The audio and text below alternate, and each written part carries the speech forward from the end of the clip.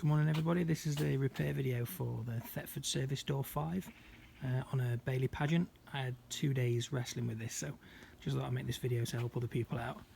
So this is a service door, so after getting under the bed and having a look where the leaks were, we noticed that the leak was coming in through these corners and it was filling up this plastic tray. So these corners just here, filling up this plastic tray, and eventually if you're not careful it leaks out the front of the plastic tray and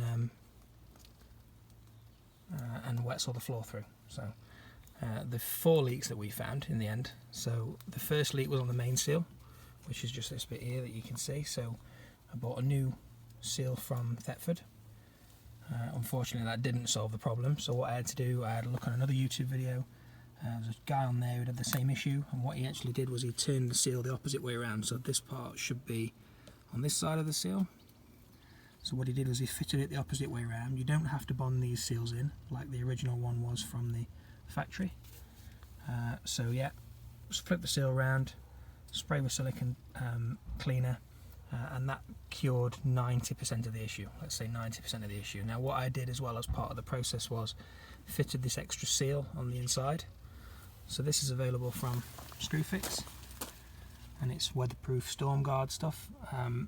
Pretty good, pretty easy to fit, sticks really well, and it's just an extra seal that sits on this other part of the lip of the door and helps.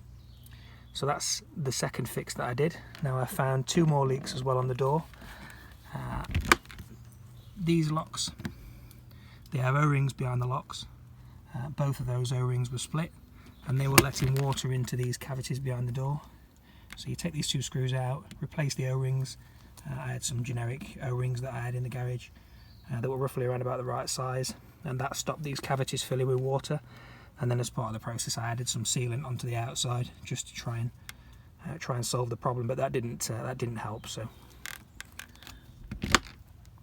the final fix was these doors are actually in 2 parts. So the frame of the door is separate from the inside of the door, presumably for different uses. Obviously this one's a wet locker, but I bet Bailey and other caravan manufacturers use these doors for different purposes. And there's usually a foam seal around the inside.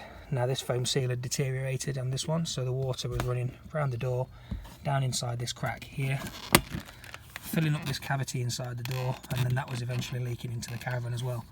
So these doors, some of them, they have screws in the back, I've seen online. Some of them, like ours, are clipped together. So what I had to do in the end was I ran a very thin bead of sealant around the inside just as a trial to see if that worked, which it has done. It's now bone dry, so I'll think about another more neater solution after that to seal this up, see if I can get the door apart. But I didn't really want to do that in the short term, just in case it didn't work. So yeah, that's where we are.